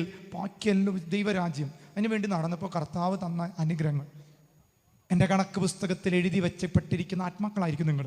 ഈ സുവിശേഷം ഇതുപോലെ നിങ്ങൾക്കുണ്ട്. ഈ ദൈവരാജ്യത്തിൽ വെറുതെ കെട്ടുപോകാനല്ല, മറിച്ച് ഞാൻ കണ്ടവരോടും എൻ്റെ മനസ്സാക്ഷിയോടും ഞാൻ പറയണം, മാനസാന്തരം എനിക്കിനി വേണം. കാരണം ഞാൻ ദൈവരാജ്യത്തിലേക്ക് വിളിക്കപ്പെട്ട ഒരു വ്യക്തിയാണ്. അതുകൊണ്ട് സ്നേഹമുള്ളവരെ, ഈ ഒന്നാമത്തെ കാരണത്തെക്കുറിച്ച് നമുക്ക് ചിന്തിക്കാം. മാർക്കൂസിന്റെ സുവിശേഷത്തിലെ 1-ാം അധ്യായം 14-15 തിരുവചനം. മാർക്കൂസ് 1-ാം അധ്യായം 14-15 ഇങ്ങനെ പറയാം. യോഹന്നാൻ ബന്ധനസ്ഥനായപ്പോൾ യേശു ദൈവത്തിൻ്റെ സുവിശേഷം പ്രസംഗിച്ചുകൊണ്ട് ഗലീലയിലേക്ക് വന്നു. അവൻ പറഞ്ഞു, സമയം പൂർത്തിയായി, ദൈവരാജ്യം സമീപിച്ചിരിക്കുന്നു. അനുദപിച്ച് സുവിശേഷത്തിൽ, കണ്ടോ, ദൈവരാജ്യത്തിന്റെ സുവിശേഷം എന്ന് പറഞ്ഞാൽ അനുതാപം ഉള്ളിലുണ്ടായിട്ട് ഈ സുവിശേഷത്തിൽ നീ വിശ്വസിക്കുക, നീയും നിന്റെ കുടുംബവും. അതുകൊണ്ട് എല്ലാ വചനം പഠിച്ചിരിക്കണം. മത്തായി നമ്മൾ ചെന്നിട്ട് പറയാണ്, ഈശോയെ മത്തായി 7:7 ഞങ്ങൾക്ക് അറിയുള്ളൂ. അതുകൊണ്ടാണ് ധനവാൻ പറഞ്ഞത്, ദൈവമേ എനിക്കിതൊന്നും അറിയണ്ടായിരുന്നില്ല, അതുകൊണ്ട് ഇവിടെ നിന്ന് ആരെങ്കിലും ഒന്ന് പറഞ്ഞു വിട്ട് പഠിപ്പിക്കുക. ഈശോ എന്ന് പറഞ്ഞ്, കേരളത്തിൽ നിന്ന് പോകുന്ന ഒരാൾക്കും ഇതിൽ കോംപ്രമൈസ് ഇല്ല കേട്ടോ. ഇങ്ങനെ പറയും, നിങ്ങൾക്ക് എത്ര ധ്യാന കേന്ദ്രങ്ങൾ, തൃശ്ശൂർ ജില്ലയിലുള്ള ഒരാൾക്കും ഒരു കോംപ്രമൈസ് ഇല്ല. കാരണം ധ്യാന കേന്ദ്രങ്ങൾ ഇഷ്ടം പോലെ ജനവരും. ഈ കാലഘട്ടത്തിൽ ആത്മാവൊഴുക്കിയ അഭിഷേകം ഇനി ഒരു കാലഘട്ടത്തിൽ ഉണ്ടാകുമോ എന്ന് ദൈവത്തിന് മാത്രമേ അറിയുള്ളൂ. അപ്പൊ ജീവിക്കാൻ ഭാഗ്യം കിട്ടിയിട്ട് ഇതുപോലെ പഠിപ്പിക്കാൻ, വചനം അറിയാൻ, വചനം വായിക്കാൻ, എല്ലാ ഭാഷയിലും ബൈബിളുണ്ട്. ഇനി വലിയ അക്ഷരം വേണോ ചെറിയ അക്ഷരം വേണോ, അങ്ങനെയുള്ള ബൈബിളുകളുണ്ട്. ഇനി കുട്ടികൾക്ക് ചിത്രങ്ങളിലൂടെ പഠിക്കുക. എല്ലാ രീതിയിലും ദൈവം കാലഘട്ടത്തിൽ മനുഷ്യന് കൊടുത്തിട്ടും മനുഷ്യനും എന്താ വേണ്ടേ? ജോലി മതി, വീട് മതി, ILTC പാസ്സായാൽ മതി, അത് മതി, ഇത് മതി. എന്നാൽ ദൈവത്തെ വേണ്ട, ദൈവരാജ്യം വേണ്ട. അവിടെയാണ് തകർച്ചാരും. അതാണ് പറഞ്ഞത്, നിങ്ങളും ചെയ്യണം, ദൈവരാജ്യം സമീപിച്ചിരിക്കുന്നു. എവിടെയാ ദൈവരാജ്യമുള്ളത്? എവിടെ ദൈവരാജ്യമുള്ളത്?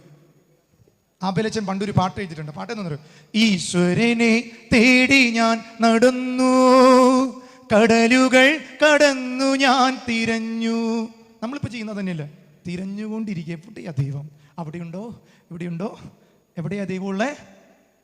അവസാനമാണ്, മരിക്കുന്ന ദിവസമാണ് അറിയണേ, എൻ്റെ ഉള്ളിലുണ്ടായിരുന്നില്ലേ, എൻ്റെ കയ്യിലുണ്ടായിരുന്ന ബൈബിളിലുണ്ടായിരുന്നില്ലേ, എൻ്റെ വീട്ടിൽ എൻ്റെ ഭർത്താവ് തല്ലുമ്പോൾ ആ മനുഷ്യൻ്റെ ഹൃദയത്തിലുണ്ടായിരുന്നില്ലേ, അവസാനം അറിയുള്ളൂ. അപ്പോഴേക്ക് നമ്മൾ മീൻ മറക്കുന്നത് പോലെ ചട്ടിയിൽ ഇട്ട് കഴിഞ്ഞു. പിന്നെ അവിടെ നിന്ന് ഇങ്ങോട്ട് തിരിച്ചു വരാൻ പറ്റുമോ? ഒരിക്കലും പറ്റൂല. അതുകൊണ്ട് ദൈവരാജ്യത്തിൻ്റെ സുവിശേഷം നമ്മൾ സ്വീകരിക്കണം. അതുകൊണ്ട് നിങ്ങൾ നോക്കിക്കോ, യേശു പറഞ്ഞ എല്ലാ ഉപമകളുടെ പ്രത്യേകത എന്താ? എല്ലാവർക്കും മനസ്സിലാകുന്ന രീതിയിലാണ് യേശു ഉപമ പറഞ്ഞത്. ഞാൻ ചില ഉപമകൾ ഓർമ്മപ്പെടുത്തും. വിതക്കാരൻ്റെ ഉപമ, അതിൻ്റെ കണ്ടന്റ് എന്താ? ദൈവരാജ്യമാണ് വിതക്കാരൻ്റെ ഉപമ അല്ലേ? വിതച്ചു, നല്ല നിലത്ത് വീണത് വന്നു 100 മേനി. ഈ ഫലം പുറപ്പെടുവിക്കുന്നതിനെ ദൈവം എവിടേക്ക് മാറ്റണേ? ദൈവരാജ്യത്തിലേക്ക്, സ്വർഗരാജ്യത്തിലേക്ക്. ബാക്കി എന്തുണ്ടായി? മുള്ളുകൾക്കിടയിൽ ഞെരുങ്ങിപ്പോയി, ചിലത് വഴിയോരത്ത് പലരും കൊത്തി തിന്നു, ചിലത് മണ്ണധികമില്ലാത്തടത്ത് വെയിൽ വാടിപ്പോയി, ചിലത് എന്ത് ചെയ്തു? നശിച്ചു പോകുന്നു. അടുത്ത ഒരു ഉപമയാണ് വിത്തുകളുടെ ഉപമ. വിത്തുകളുടെ പ്രത്യേകം എന്നിട്ടാ, നല്ല വിത്ത് വിതച്ചു, എന്നാൽ അതിൽ എന്തിട്ടു?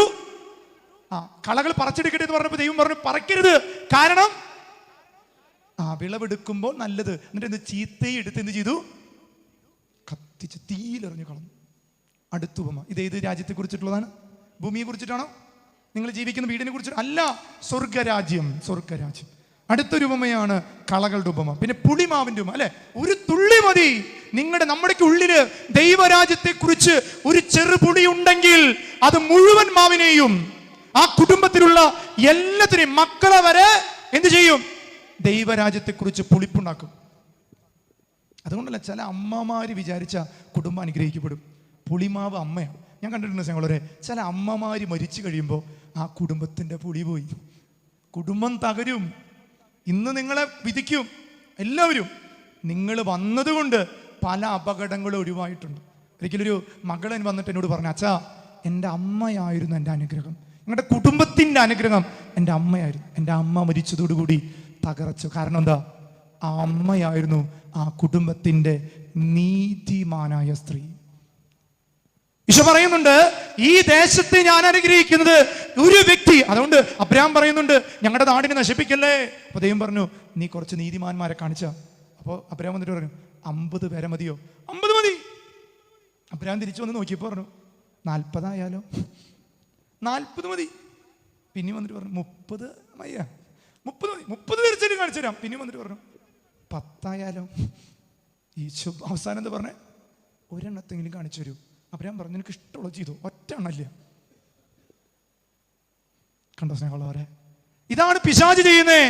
നിന്നെ പോലും ആത്മീയതയിലേക്ക് നയിക്കാതിരിക്കാൻ അവൻ നീ നന്മ ചെയ്യാൻ തുടങ്ങുമ്പോഴേക്കും അവന് പിന്നീന്ന് അവൻ പണി ആരംഭിക്കും. അതുകൊണ്ട് മാർക്കൂസിന്റെ സുവിശേഷത്തില് ഈശോ ഗനേസരുടെ നാട്ടിലേക്ക് പോകുന്നുണ്ട്.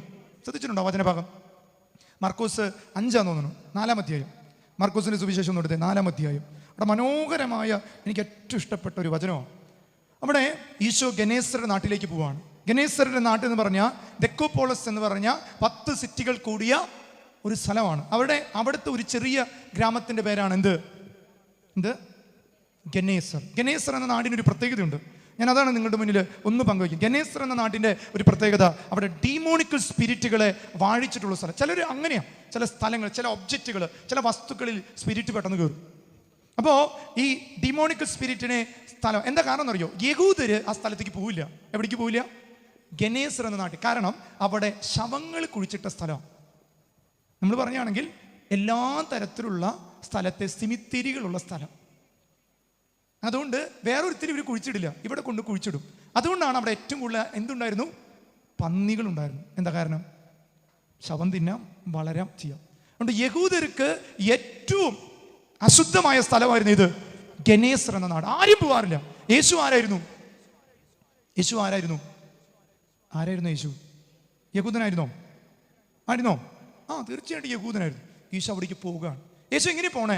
ഈ ശിഷ്യന്മാരും കൊണ്ട് ഈ കടലിൽ യാത്ര ചെയ്യുക. നിങ്ങൾ ഈ മാർക്കോസിന്റെ സുവിശേഷത്തിൽ ഈ 4-ാം അധ്യായത്തിന്റെ അവസാന വാക്കെടുക്കാം.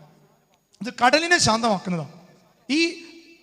ഈ ബോട്ടിൽ ഇങ്ങനെ, ഈ കപ്പൽ അല്ലെങ്കിൽ ഇങ്ങനെ വഞ്ചിയിൽ ഇവർ ഒരുമിച്ച് പോവുകയാണ്. ഈ പോകുന്ന വഴിയിൽ ഈശോ എന്ത് ചെയ്തെന്നറിയോ? മാർക്കോസിന്റെ സുവിശേഷം പറയാണ്, ഈശോ ഈ വഞ്ചിയിൽ സുഖമായിട്ട് കിടന്നുറങ്ങി. മാർക്കോസിന്റെ സുവിശേഷം മാത്രം പറയുന്ന ഒരു കാര്യമാണ്, അവൻ തലയിണ വെച്ചുറങ്ങി. ഒരു വലിയൊരു കാര്യമാണ്. എന്താണ് അല്ലേ? അങ്ങനെ പറയണത് എല്ലാ സുവിശേഷകരും ഈ വചനം പറയുന്നുണ്ട് അല്ലേ? ലൂക്ക പറയുന്നുണ്ട്, മത്തായി പറയുന്നുണ്ട്, മാർക്കോസ് പറയുന്നുണ്ട്. മാർക്കോസിൽ മാത്രം പറയുന്നൊരു കാര്യമാണ് എന്താണ്? അത് നിങ്ങൾ വായിച്ചു നോക്കിക്കോ, ഞാൻ പറഞ്ഞുതരാം വചനം. അവൻ എങ്ങനെ ഉറങ്ങി? അവൻ അമരത്ത് 3-ാമത്തെ വാക്യം പറഞ്ഞു, യേശു അമരത്ത് തലയണ വെച്ച് ഉറങ്ങി. അപ്പം നിങ്ങൾ ചിന്തിച്ചു നോക്കിയേ, ഈ തലോണിക്ക് എന്താ ഇവിടെ പ്രത്യേകത? വേറെ ഒരു സുവിശേഷകരും പറഞ്ഞില്ല. അതിന് കാരണം പറയുന്നത്, ഈ മാർക്കോസ് എന്ന സുവിശേഷകൻ യഥാർത്ഥത്തിൽ പത്രോസിന്റെ ശിഷ്യനാണ്. ആരുടെ ശിഷ്യനാണ്? യേശു ഏത് വഞ്ചിയിലാണ് അങ്ങോട്ട് പോയത്? ഗനേസറിലേക്ക്. ആരുടെ വഞ്ചിയിലായിരിക്കും പോയിണ്ടാവുക? ആരുടെ വഞ്ചിയിലായിരിക്കും? ഇത്രയും പറഞ്ഞിട്ട് ഒന്നും മനസ്സിലായില്ലേ? പത്രോസിന്റെ വഞ്ചിയിലാണ് പോണേ. അപ്പൊ ആരുടെ തലോണിമയാ തല വെച്ച് കിടക്കണേ? ഈ തലോണിക്കൊരു പ്രത്യേകത ഉണ്ട്. ഞാൻ പലപ്പോഴും ഇതിനെക്കുറിച്ച് ചിന്തിക്കുമ്പോൾ എന്നെ ഒത്തിരി ചിന്തിപ്പിച്ച തലോണ. നിങ്ങൾ നോക്കി അമ്മച്ചിമാർ, നമ്മുടെ തലോണിക്ക് ഒത്തിരി കഥ പറയാണ്ടാവില്ലേ? ചില അമ്മച്ചിമാരുടെയൊക്കെ തലോണ പിഴിഞ്ഞു കഴിഞ്ഞാലേ 2 ബക്കറ്റ് വെള്ളം കിട്ടും. രാത്രികളിൽ കരഞ്ഞു തീർക്കുന്ന നമ്മുടെ ജീവിതത്തിന്റെ രഹസ്യ വേദനകൾ, നമ്മുടെ ജീവിതത്തിന്റെ പാപ സാഹചര്യങ്ങൾ പോലും അറിയുന്ന ഒരു വസ്തുവാണെന്ത്? ഞാനും നിങ്ങളും കിടക്കുന്ന, കാരണം നമ്മുടെ ശരീരം, മനസ്സ് ഈ തലയോണയുമായിട്ടൊരു ബന്ധമുണ്ട്. അതുകൊണ്ട് നമ്മുടെ തലയോണ വേറെ ആൾക്ക് കൊടുക്കുമ്പോൾ അങ്ങനെ കൊടുക്കും. എന്ത് ചെയ്യും നമ്മൾ? വേറെ കവറിട്ട് നല്ലതിടും. എന്നാൽ ഈശോയ്ക്ക് അന്ന് കൊടുത്തപ്പോൾ അതിലൊന്നും ഇട്ടിട്ടുണ്ടായിരുന്നില്ല പത്രോസ്. ഈശോ വേഗം അവിടെ നിന്ന് ഒരു തലയോണ എടുത്ത് പത്രോസിന്റെ തലയോണ എടുത്ത് വെച്ച് കിടന്നു. അത് പത്രോസിനെ ഒത്തിരി ചിന്തിപ്പിച്ചു. ദൈവമേ, എൻ്റെ നിസാരതകളിലേക്ക് ഇറങ്ങി വരുന്നൊരു ദൈവം, എൻ്റെ വേദനകൾ ഒപ്പിയെടുത്ത് ഈ തലോണ വെച്ചവൻ കിടക്കുക. എൻ്റെ വായനാറ്റങ്ങൾ, എൻ്റെ വായിൽ നിന്ന് ഉമ്മനീരുകൾ പോലും അവന് ഒരു പ്രശ്നമേ അല്ല. കണ്ടോ മക്കളെ, നമ്മളൊക്കെ തിരിച്ചറിയണം, നമ്മുടെ രാത്രികളിൽ നമ്മളോടൊപ്പം കരയുന്നൊരു ദൈവമുണ്ട്. അതാണ് പിശാചിനെ തോൽപ്പിക്കാനുള്ള ഏറ്റവും വലിയ വഴി. എൻ്റെ വേദന ദൈവം അറിയുന്നുണ്ടോ എന്ന് ചോദിച്ചിരിക്കുന്നല്ല, ഈ അമരത്ത് തലയണ വെച്ച് ഉറങ്ങുക. അതാണ് മാർക്കൂസ് മാത്രം ഇത് പറയുന്നത്. ഡാനിയേലിച്ചനെനിക്ക് ഇതിന് കുറേ വ്യക്തമായിട്ട് പഠിപ്പിച്ചു തരുന്നൊരു സാധനം. ഡാനിയേലിച്ചനെനിക്ക് ക്ലാസ് എടുക്കുമ്പോൾ അത് കൃത്യമായിട്ട് പഠിപ്പിക്കുന്നു. അപ്പോൾ ഈ തലയണ വെച്ച് ഉറങ്ങുക, അത് മാർക്കൂസ് പറയാൻ കാരണം എന്നറിയോ? പത്രോസ് 20 പ്രാവശ്യമെങ്കിലും ഈ കഥ പറഞ്ഞു കൊടുത്ത് പറഞ്ഞിട്ടുണ്ടോ, എൻ്റെ തലയണ വെച്ച് ഉറങ്ങിയേ, എൻ്റെ തലയണ വെച്ച് ഉറങ്ങിയേ. ഈശോ എന്നെ മാത്രം സ്നേഹിച്ചിരുന്നു. കണ്ടോ? എന്നിട്ട് ഈശോ ചോദിക്കുന്നുണ്ട്, നീ എന്നെ പത്രോസ്, നീ എന്നെ എല്ലാത്തിനേക്കാൾ അധികമായിട്ട്, എല്ലാവരെക്കാൾ അധികമായിട്ട് ഈശോയെ സ്നേഹിക്കുന്നുവെന്ന് ഉറപ്പുള്ളവരെന്ന് കൈവയ്ക്ക്. ഉറപ്പാണോ? ആണോ? ആണോ? കൈതാഴ്ത്തിട്. ഇതുപോലെ തന്നെ നമ്മുടെ ശത്രുവിനെ നമ്മളെക്കാൾ അധികമായിട്ട്, എല്ലാവരെക്കാൾ അധികമായിട്ട് ഈശോ സ്നേഹിക്കുന്നു ഉറപ്പുള്ളവരെന്ന് കൈവയ്ക്ക്. നമ്മുടെ ശത്രുവിന്, നമ്മളെ വേദനിപ്പിച്ച വ്യക്തിയെ എന്നെക്കാൾ അധികമായിട്ട് ഈശോ സ്നേഹിക്കുന്നുണ്ടെന്ന് ഉറപ്പുള്ളവർ കൈവയ്ക്ക്. അങ്ങനെയാണെങ്കിൽ ആ യേശു സ്നേഹിക്കുന്ന വ്യക്തിയെ എനിക്ക് സ്നേഹിച്ചുകൂടെ?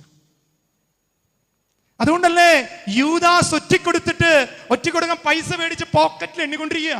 1, 2, 3 ഇങ്ങനെ എണ്ണിക്കൊണ്ടിരിക്കുമ്പോ യൂദാസ് ഇങ്ങനെ മുന്നിലേക്ക് വരാം. അപ്പൊ ഈശോ എന്താ പറഞ്ഞേ? സ്നേഹിതാ, നീ എന്തിനാണിന്നു വന്നത്? ഒറ്റുന്ന ചുംബനം നൽകുവാനോ. എന്താ പറഞ്ഞേ? സ്നേഹിതാ, നീ എന്തിനാണിന്ന് വന്നത്? ഒറ്റുന്ന ചുംബനം നൽകുവാനോ. എല്ലാ ദിവസവും കയ്യിൽ കുർബാന എടുത്തിട്ട് ഈശോ നോക്കി പറയുന്നത് ഇങ്ങനെയാ, സിജോ അച്ഛ, എന്നെ ഒറ്റാനാണോ നീ വന്നിരിക്കുന്നേ? കാരിസ് ഭവനിൽ ഇന്ന് ധ്യാനം കഴിഞ്ഞ് ഇറങ്ങിപ്പോകുമ്പോൾ ഈശോ ചോദിക്കുക, തിരിച്ചു തല്ലും തന്നെ ഒറ്റ കൊടുക്കാനല്ലേ അല്ലേ? അപ്പോൾ നമ്മൾ ബസ്സിൽ ഇങ്ങനെ നിൽക്കുക, പുറമേ എടുത്തിട്ട് പാടില്ല. അപ്പോൾ നമ്മളെക്കാൾ വയ്യാത്തൊരാൾ വന്നു, സീറ്റ് കിട്ടി നമ്മൾ ഇരിക്കുക. നമ്മൾ അവർക്ക് ഒഴിഞ്ഞു കൊടുത്താൽ നമ്മൾ ആരുടെ സ്നേഹിതനാവും? അവരുടെ അല്ല, ഈശോയുടെ. നമ്മളവർ തിരിച്ചറിയുക. ഈശോ ചോദിക്കുന്നൊരു ചോദ്യമാണ്, സ്നേഹിതേ, നീ എന്തിനാണ് അവിടെ വന്നിരിക്കുന്നത്? അപ്പോൾ സ്നേഹമുള്ളവർ, ഈ ദെക്കപ്പോളസ് എന്ന സിറ്റിയിലേക്ക് ഈശോ പോവുകയാണ്. പോകുന്ന സമയത്ത് ഈ കടല് അസ്വസ്ഥമാകാണ്. ഞാൻ പറയുന്നത് ഇങ്ങനെയാണ്, നമ്മളൊരു നല്ല കാര്യത്തിന് ഇറങ്ങിത്തിരിച്ച പിശാച് അതിനു മുമ്പേ എന്ത് ചെയ്യും? പണി ആരംഭിക്കും. അതിൻ്റെ അർത്ഥം എന്താ? നമ്മൾ ചെയ്യാൻ പോണത് നല്ല കാര്യമാണ്.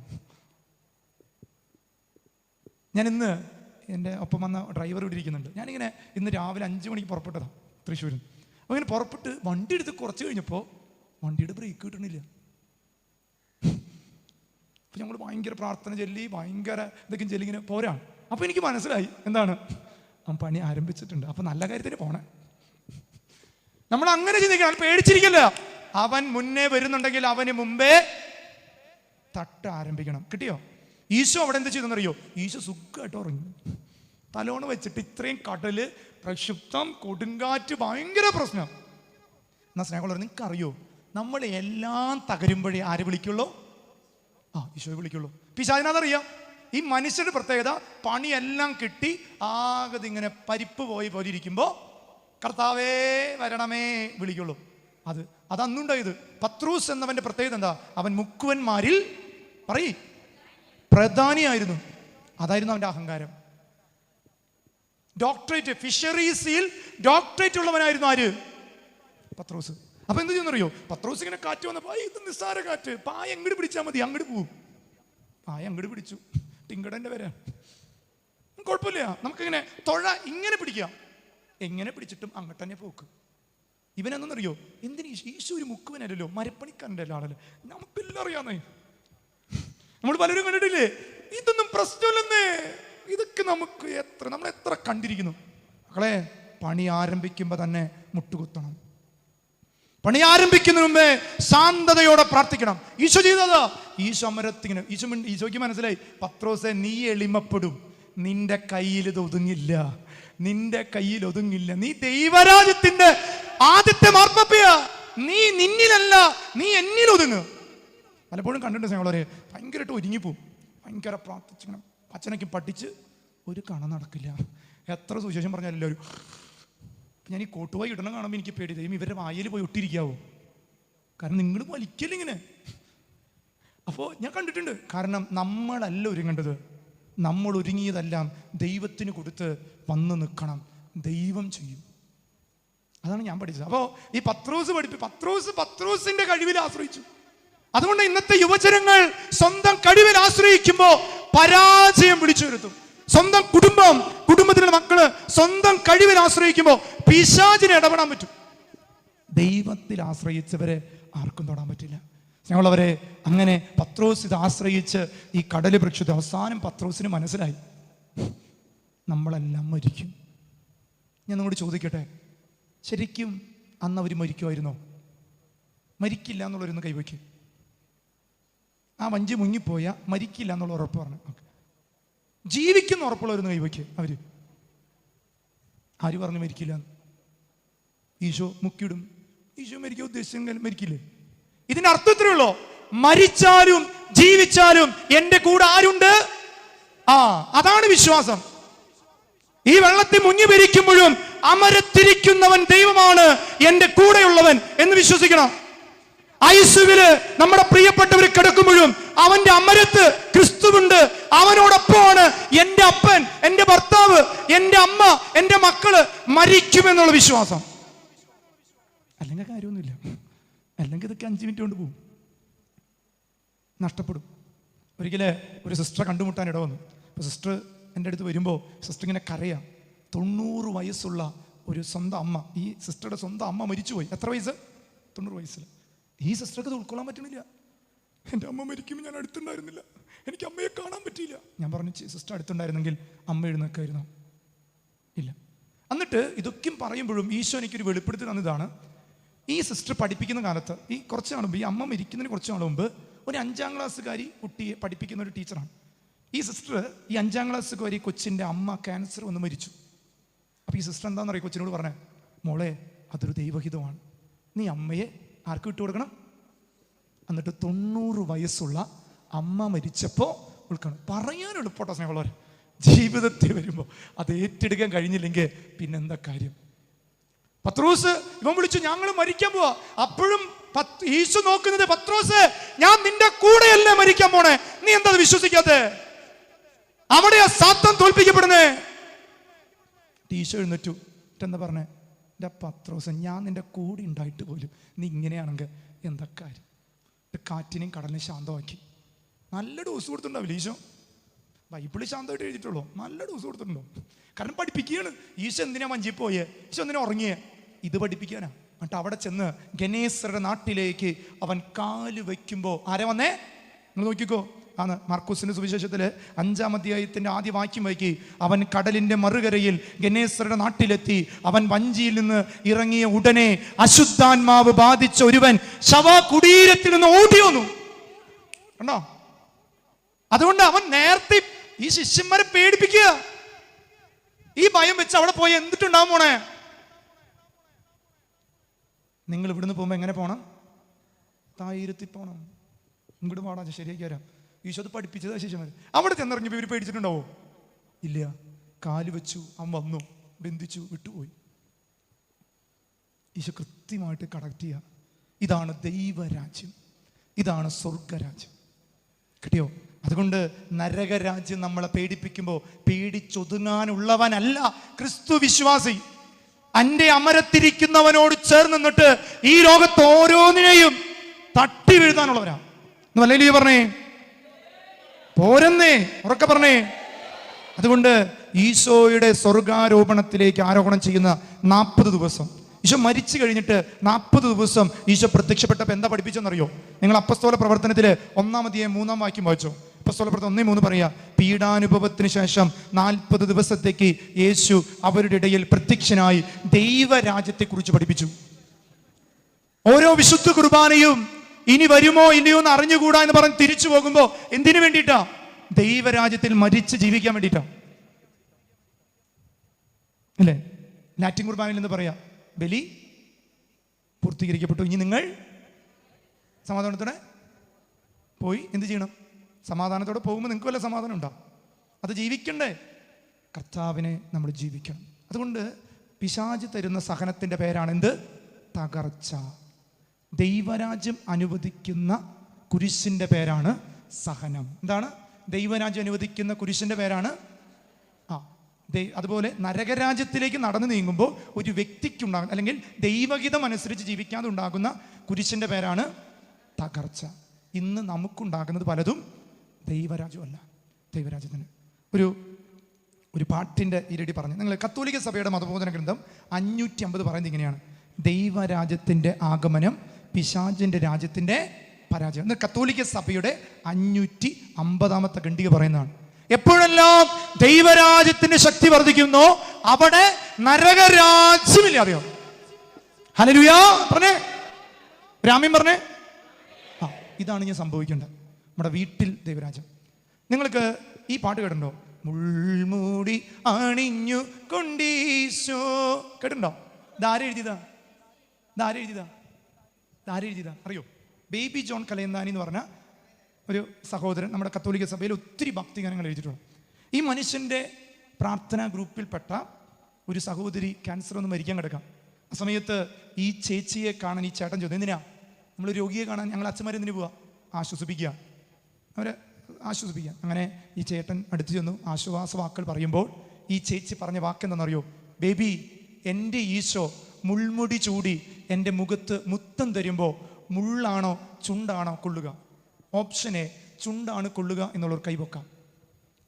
മുൾമുടി ചൂടിയിട്ട് ഈ ഈശോ, ഈ ഇവിടെ നിൽക്കുന്ന ഈശോ മുൾമുടി ചൂടിക്കൊണ്ട് നിങ്ങൾക്ക് മുത്തം തരാൻ വരുമ്പോൾ മുള്ളാണോ ചുണ്ടാണോ കൊള്ളുക? ഓപ്ഷൻ എ, ചുണ്ടാണ് കൊള്ളുക എന്നുള്ളവർ കൈവക്കാം. അല്ല, നിങ്ങളുടെ ഓപ്ഷൻ ചുണ്ട്. ഇത്രയും പേര് ചുണ്ട്. മുള്ളാണ് കൊള്ളുക. ഏതിനെങ്കിലും ഒന്നിന് കൈവക്ക്. കൈ ഉണ്ടോ നോക്കട്ടെ. കൈയിന് കഴപ്പുണ്ടെങ്കിൽ മാറിക്കിട്ടുന്നേ. ഓക്കെ, മുള്ളാണ് കൊള്ളുക. കാരണം എന്താ? ചുണ്ടിനേക്കാൾ മുന്നിൽ നിൽക്കുന്നത്. ഈ ചേച്ചി ബേബിച്ചോനോട് പറയാ, ബേബി, എൻ്റെ ഈശോ മുൾമുടി ചൂടി എനിക്കിപ്പോൾ മുത്തം തരാൻ വരുമ്പോൾ ഞാനത് വേണ്ടെന്ന് പറയണോ? ഈ ക്യാൻസറിന്റെ രൂപത്തിൽ ഈശോ എനിക്ക് മുത്തം തരാൻ വരുമ്പോ ഞാനത് വേണ്ടെന്ന് പറയണോ ബേബി? ഒന്നും ബേബി ചേട്ടൻ വേണ്ടിയിട്ടില്ല. ഒത്തിരി തിയോളജികൾ സഹനത്തെക്കുറിച്ച് കേട്ടിട്ടുണ്ട്. എന്നാൽ ഒരു ജീവിക്കുന്ന സാക്ഷ്യം കേട്ടു. ആ മനുഷ്യൻ ഒരു പേനയെടുത്ത് കറുകുറ്റി പള്ളിയിലെ ക്രൂശിത രൂപത്തിൽ നോക്കിയിട്ട് ഈ ചേച്ചി പറഞ്ഞ ആദ്യ വരികൾ ഇങ്ങനെ എഴുതി: മുൾമൂടി അണിഞ്ഞു കൊണ്ടീശോ എൻ മുഖത്തൊരു മുത്തം നൽകി, മുള്ളുകളെൻ മുഖത്തെങ്ങും വിങ്ങുന്ന നൊമ്പരമേകി, സ്നേഹത്തോടേകിയ മുത്തം വേദനയായി മാറിയപ്പോൾ ആ വേദനയ്ക്കൊരു പേരു നൽകി ഞാൻ, അതിൻ പേരല്ലോ സഹനം, അതിൻ പേരല്ലോ സഹനം. ഈ മുത്തം കിട്ടാത്തവരാരെങ്കിലും ഉണ്ടെന്ന് കൈവയ്ക്ക്. ഇത് വേണ്ടെന്ന് പറഞ്ഞിട്ടുള്ളവരൊന്ന് കൈവയ്ക്ക്. കൈവയ്ക്കോ, ധൈര്യമായിട്ട് കൈവയ്ക്കോ. കണ്ട, ഇതാണ് പിശാചിന് നിങ്ങളെ കീഴടക്കാൻ പറ്റുന്നത്. സഹനം ഒരു കൃപയാ. കാൽവരിയിൽ അവനെടുത്തത് ഈ കൃപയാ. അതുകൊണ്ട് മക്കളെ, ദൈവരാജ്യത്തിന്റെ സുവിശേഷത്തിന്റെ പ്രസംഗം തുടങ്ങിയപ്പോൾ യോഹന്നാൻ എന്ത് ചെയ്തു? കാരാഗൃഹത്തിൽ അടച്ചവന്റെ തല വെട്ടി. കർത്താവ് ഈ സുവിശേഷം പ്രസംഗിച്ചപ്പോൾ എന്തുണ്ടായി? കാൽവരി കുന്നിൽ അന്ന് യാഗമായി മാറി. ആര്? നമ്മുടെ അപ്പൻ. അങ്ങനെയായി. ഇനി നിങ്ങൾ നോക്കിക്കോ, യോഹന്നാൻ വെളിപാട് പുസ്തകത്തിന്റെ അവസാന വചനം എടുത്തോ മക്കളെ. യോഹന്നാന്റെ സുവിശേഷത്തിന്റെ അവസാന വാക്യങ്ങൾ ഈ ദൈവരാജ്യത്തിന്റെ സുവിശേഷത്തിന്റെ ബന്ധനത്തെ നിങ്ങൾക്കറിയോ? ശിഷ്യന്മാരിൽ ഏറ്റവും അവസാനം മരിച്ചത് യോഹന്നാനാ. എണ്ണയിലിട്ട് വറുത്തിട്ട് മരിച്ചില്ല, കൊന്നുകളയാൻ നോക്കിയിട്ട് മരിച്ചു. കാരണം എന്താ? ഈ വെളിപാട് എഴുതി കഴിയണ്ടേ. ഇതിന്റെ അവസാന വാക്യം ഒന്ന് വായിക്കാം, ഉപകാരം ഒന്ന് വായിക്കാം. ഈ പുസ്തകത്തിലെ പ്രവചനങ്ങൾ ശ്രവിക്കുന്ന എല്ലാവരോടും ഞാൻ സാക്ഷ്യപ്പെടുത്തുന്നു. എന്തിനെ കുറിച്ച്? ദൈവരാജ്യത്തെക്കുറിച്ച്. എന്നിട്ട് പറയാണ്, ആരെങ്കിലും ഈ വചനങ്ങളോട് ഏതെങ്കിലും കൂട്ടിച്ചേർത്താൽ ഈ പുസ്തകത്തിൽ വിവരിക്കപ്പെട്ടിരിക്കുന്ന മഹാമാരികൾ ദൈവം അവന്റെ മേൽ അയക്കും. കണ്ടോ, ഈ കാലഘട്ടത്തിൽ ഈ സുവിശേഷത്തിനെതിരെ ആരൊക്കെയോ പ്രസംഗിക്കാൻ തുടങ്ങി. അതുകൊണ്ടാണ് വെള്ളപ്പൊക്കങ്ങൾ, പല രോഗങ്ങളും കാലഘട്ടത്തിൽ കടന്നു വരാൻ ഇടവരുന്നു മക്കളെ. അതുകൊണ്ടാ വെള്ളപ്പൊക്കം ഉണ്ടായി, കാറ്റൂതി ഭവനത്തിന്മേൽ ആഞ്ഞടിച്ചു. എന്നാൽ പാറമേൽ, വിശ്വാസത്തിന്റെ പാറമേൽ പണിതിന് ഒരു കോട്ടവും. മണൽപ്പുറത്ത് പണിതെല്ലാം നിലം പരിശോകം എന്ന് പറഞ്ഞിട്ട് വായിച്ച് എന്നിട്ട് പറയാ, ഈ പുസ്തകത്തിലെ പ്രവചനങ്ങളിൽ നിന്ന് ആരെങ്കിലും എന്തെങ്കിലും എടുത്തു കളഞ്ഞാൽ ഈ പുസ്തകത്തിൽ വിവരിക്കപ്പെട്ടിരിക്കുന്ന വിശുദ്ധ നഗരത്തിലും ജീവന്റെ വൃക്ഷത്തിലുമുള്ള അവന്റെ പങ്ക് ദൈവം എടുത്തു കളയും. അറിഞ്ഞില്ലേ? കളയുടെ ഉപമ, വിത്തിന്റെ ഉപമ, ഇതല്ല, ഇത് അവസാന വചനങ്ങളാണ്. എന്നിട്ട് പറയാണ്, വിശുദ്ധ നഗരത്തിൽ ജീവന്റെ വൃക്ഷത്തിലുള്ള അവന്റെ പങ്ക് ദൈവം എടുത്തു കളയും. ഇത് സാക്ഷ്യപ്പെടുത്തുന്നവൻ പറയുന്നു, അതെ, ഞാൻ വേഗം വരുന്നു. ആമേൻ, മാറാനാഥ, കർത്താവ് വരും.